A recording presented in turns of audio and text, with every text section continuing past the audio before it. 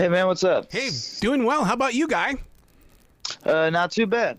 Are you out there celebrating the release of this all-new song, All Figured Out? Something like that.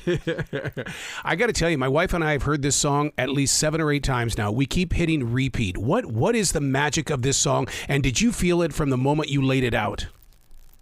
Honestly, it was pretty cool because it did feel different than the other ones. I went down to Nashville and I recorded it with the producer from the Eagles and Alice Cooper and Sammy Hagar. His name's Matt Coles. He's just a killer. And he hooked me up with a bunch of his studio musicians down there. And, the original idea was we were going to record a few different songs and stuff like that and kind of see what stuck. And what happened is I had sent him about 7 songs or so. And, he's like, yeah, these are all good. And, we'll see you in a few weeks or whatever. And then about 2 or 3 days before I was set to, hit the studio to record it, I had just, sat in my garage and wrote this one last minute. And I was like, oh man, this song is, this one's gotta be in the session. I can't let this one slip through. And so I sent it to him real quick and he was like, oh yeah, man, we got it. We'll do it.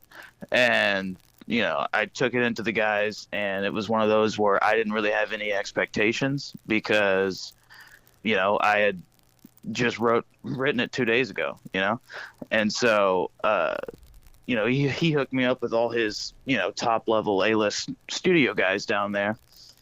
And, with the Shannon Forrest, who's the drummer for Toto, Craig Young, who's the bass player for Elton John and Post Malone, and a bunch of just killers down there that just can lay anything down. And I just said, you know what, guys, here's the song. Let's see what we can do with it. And ideas started flowing, and this is what came from it. Wow. There's a thing that the listeners don't ever understand, and that is the journey of those that are inside those studios. Because, the studio musician is so important. And then you tell me that you're working with the drummer of Toto. They are exactly what studio musicianship is all about. Exactly. Yeah. Well, yeah, you can't suck and be in that band. That's for sure. How did you keep it so in touch with the song we're talking about is All Figured Out? To be so in touch with today's events, because I'll bet you every person that sits down and listens to it finds a piece of themselves somewhere in those lyrics. That's kind of the goal with, any song that you write, because you want every single person to feel the words that you say, in a certain way in themselves. That's why I've never been one of those guys that truthfully likes to go in depth and talk about exactly what a song is about, because the importance of music is your own interpretation of another person's words. So, the thing for me about it was I just wanted to, sit down and sing something from the heart. And it was lucky, and I was lucky enough to, find something that was so relatable of the feeling of, people, saying they count you out, and they know you before they judge you before they even met you and stuff like that. And, that's a universal, feeling, people everywhere, whether it's your job or one of your friends or, a relationship or someone saying that, you can't change or you can't be like this or you have to be a certain way, there's the, that's actually one of the core feelings of rock and roll, and where that's based in is the kind of chip on your shoulder, F you, I'm gonna do what I want. And, you ain't going to stop me even if you tried. And so that's where the core of rock and roll is based. And that's why I figured that this is the first song to be, released and stuff like that, because it's, it's how I am. I'm one of those people that have often felt misunderstood from, my actions, just from me, being myself and pursuing my dreams and stuff like that. And, I know that I'm not the only one. So whenever I sing a song that helps me deal through my own, feelings or struggles, and I can feel that it's like, oh man, that one felt a little real. I can tell that that's going to be the type of song that other people can relate to.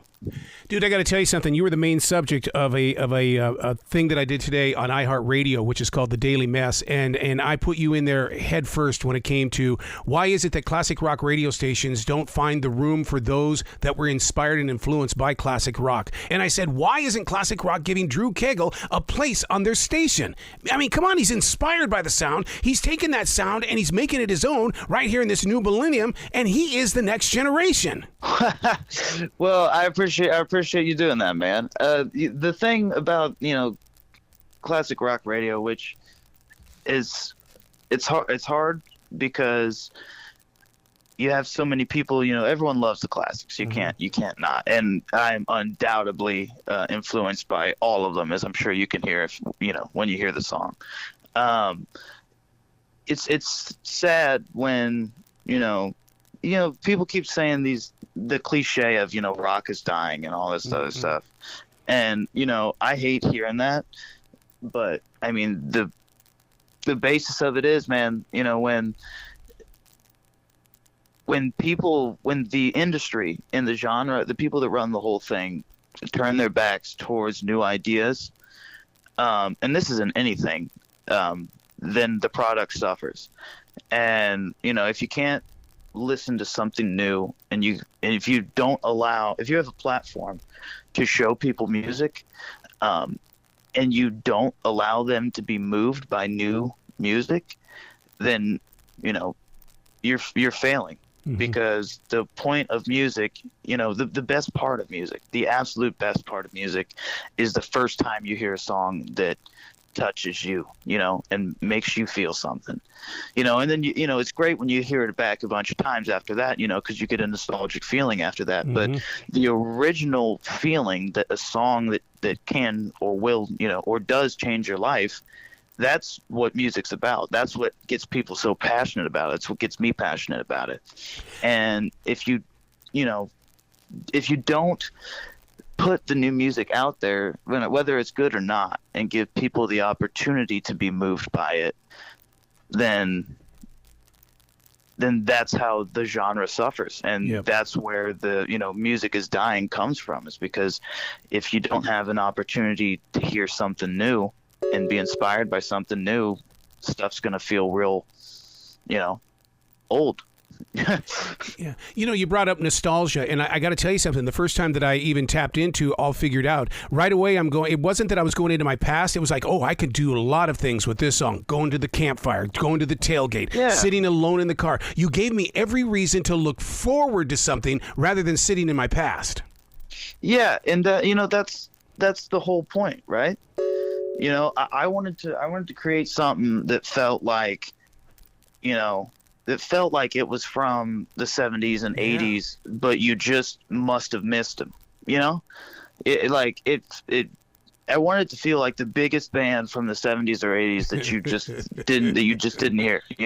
Something that's like, man, those guys sound just like Guns N' Roses and AC/DC and Bon Jovi, and and all these bands that really packed a punch and didn't ever sugarcoat it. The problem, and that's what I'm trying to do, right? Is I want it to sound authentic, and I want you to feel it, and if you can't feel it, then the music's wrong, then it's just not working. I love the way that you allow every single instrument to be heard. I mean, there's no over-compressing in this whatsoever. And every time that you go in there and listen to it, you're going to pick up something along the way. Absolutely. And here's the thing, man.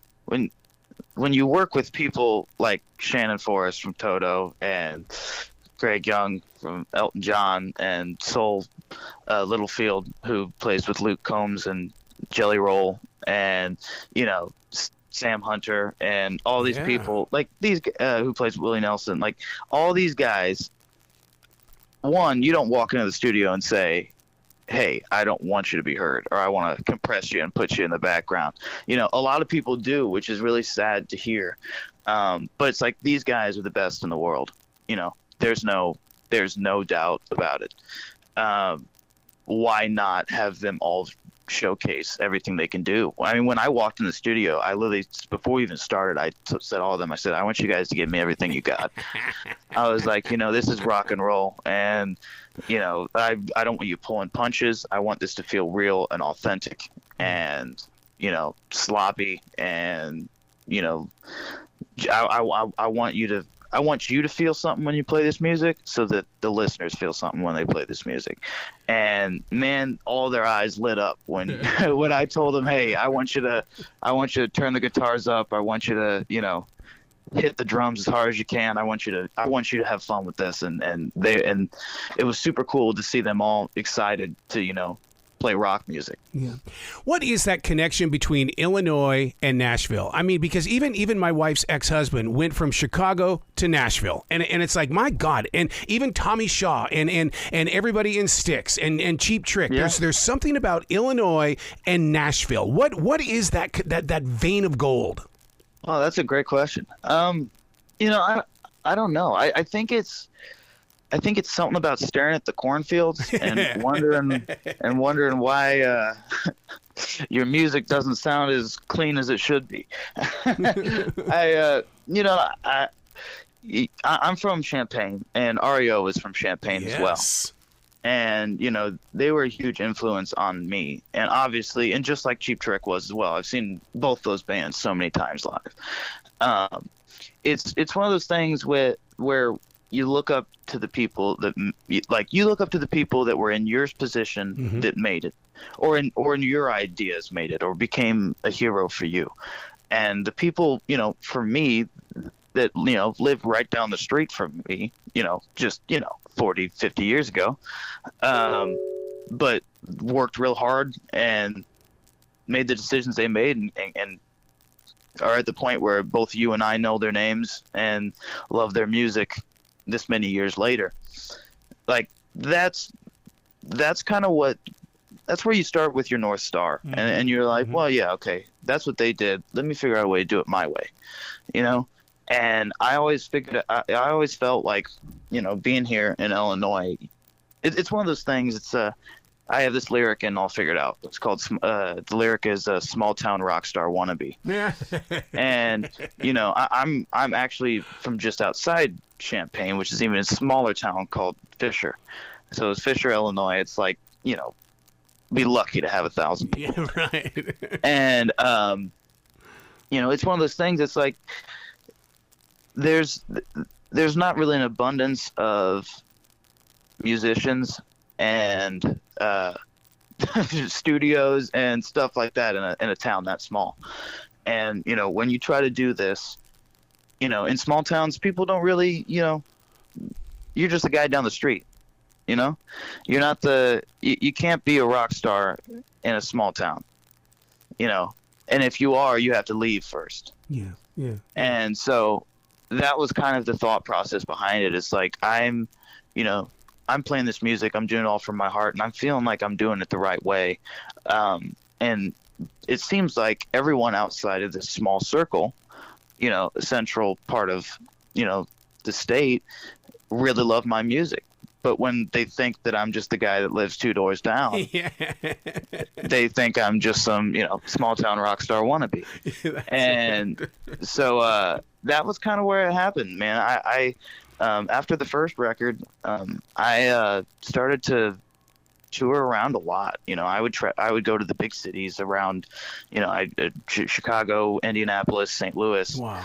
And instead of even trying to play in my hometown, I you know, I don't really play there often. And, you know, that is kind of where I started to make a name for myself, because they were like, oh wow, maybe he doesn't suck. These big venues and these different cities are actually having him come play, you know. And that just kind of has been a little bit of a guiding force for me, because I was like, you know, you can't expect everything. You can't expect to find success in your basement. You have to go out and find it. That's it. And so, you know, if Nashville's where some people go, you know, to find it, if that's where the best producers in the world are and the best studio musicians in the world are, then that's where I need to be. And I'm sure what was the same mindset from all those guys like Cheap Trick and REO back in the day too. Yeah, but they didn't have the website that you do. You have put a lot of thought into that website because, I mean, the one thing that I'm really proud about with you on this website is the fact that Led Zeppelin came with mystique, and you're adding a lot of mystique to who you are, your persona, and your presentation. I mean, come on, Drew Cagle and the Reputation. It's like, oh yeah, really? Reputation? What do you mean? Man, I'm glad that you dig the stuff, man.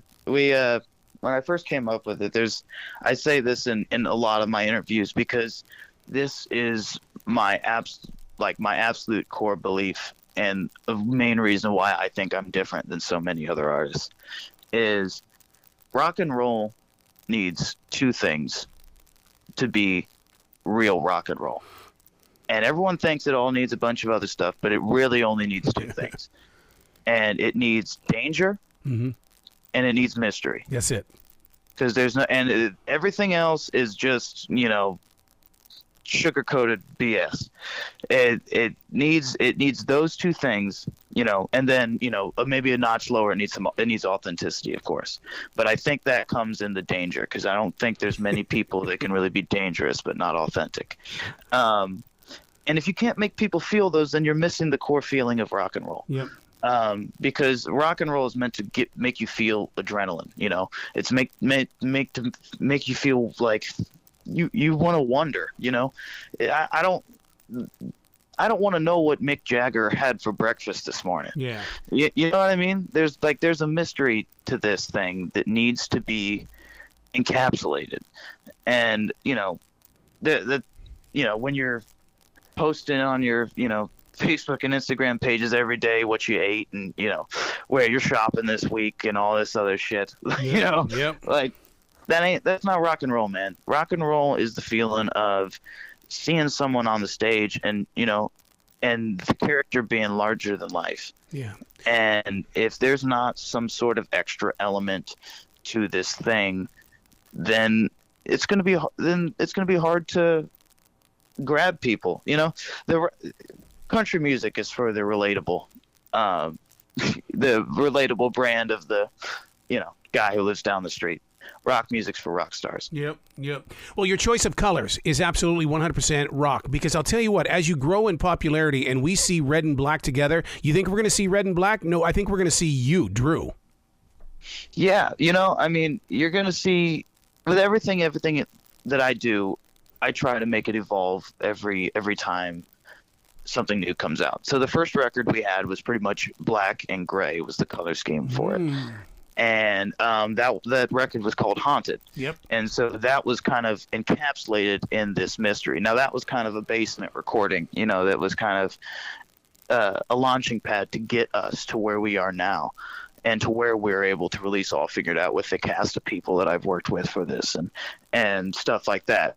And so then it evolves into, from kind of a alt rock, mystery type Halloween themed dark album to, where do we go from this? And what are we feeling now? And when I released Haunted, I felt there was so many people that were very against it, Oh, really? And it was just against the concept of playing original rock music. Right. And because nobody wants to hear it. They want to hear covers. They want to hear the classic rock radio stuff. And it's like, no, that's not what I was put on this earth to do. I think I can move people with my music. and they were like, yeah, that's hilarious that you think that. And so, all those feelings turned into, All Figured Out. And with that when that comes, there's not real anger in the Haunted record. It's more, the Haunted record's more about, dealing with past regrets. And then when you go into All Figured Out now, man, there's anger. You can hear it in my voice. Yeah. You can hear it in everything. It's like I said, it's the chip on your shoulder feeling, and with that, you see red, Yeah, nice. And so, with anger, red is the color that comes with it. And I kept the black because, that's the mystery from the first record. And it's, and you want to keep that because, I'm the same guy, I like to create a persona and create characters for the different records and stuff like that, and you know, and evolve. But when it happens, the same characters need to be there. People need to understand it's still me. So, you know, it's kind of the next evolution of Haunted is the reaction of is what these next songs are kind of feeling like, and especially what All Figured Out's like. Is that's what happens with the colors and stuff, and you know, I'm sure when we go further, you're going to see some new colors added to the mix too, somewhere down the line, depending on what feelings come into play with me and my music writing. You're destined for an arena, and the reason why is because, I mean, just the fact that the baddest band on the planet, I mean, it's like, oh my God, you totally set me up for that, man, because I want to hear that announcer say that and then come out and say, Drew Cagle and the Reputation. It's like, yes, this is why I paid for this ticket. Yeah. Well, man, you got to think about it. We were talking about all, like, you know, classic rock influences. You know, Motley Crue is the most notorious band on the planet. You know, Kiss is the hottest band on the planet. You know, Cheap Trick is the best effing rock band you've ever seen. You know, like, if you know, where's what am I? You know, and that's what I think about. And you know, when I hear All Figured Out, and when I hear the rest of these songs that hopefully you guys will hear very soon, that's definitely the story it tells. I love it. And when you see our live shows, man, I'm so full of energy, and there's just this adrenaline and danger and stuff that comes into the shows, and you know, that is what I feel encapsulates the music going forward, and what I feel like would energize people to really let loose at some rock shows. Wow. You got to come back to this show anytime in the future, Drew. I mean, you're talking about that new thing coming all together as one. I want to talk to you when it's all ready to rock, and as you start touring across this country, we get you out of that regional area. All right, yeah, we definitely will. We're actually hitting the road tomorrow. I'm actually on the road right now. Sweet. Getting ready to, we're touring All Figured Out. We're on the All Figured Out tour right now. It kicked off with some shows with Mr. Big and Striper. Really? And yeah, and April Wine last weekend. Hold on, wait. You bring up, see, I thought April Wine, I got to tell you my April Wine experience here before you go. And that is, I'm from the state of Montana, and I bring up April Wine anywhere to anybody in this nation. They go, what? Who? What? Where? Oh, no, man, they're the best. Oh, my God, Say Hello? That song, to this day, I keep playing Say Hello from April Wine. Yeah. My favorite's Enough's Enough. Yes. That song is just incredible. It's one of the coolest intros, you know, there is in rock. And, you know, I grew up on all that stuff. So, like, that stuff, Sign of the Gypsy Queen, and obviously Just Between You and Me. So, I mean, all that stuff, you know, that's very much influenced into the, you know, All Figured Out and stuff like that, too. Because that's, you know, that melodic-based, in-your-face rock. That's, you know, that's where it's at. Oh, my God. Please come back to this show anytime in the future, sir. Cool, man. We'll make it work. We'll make it happen. Excellent. Well, you be brilliant today and stay safe out there on the road, all right? Thank you, man. I appreciate you having me on.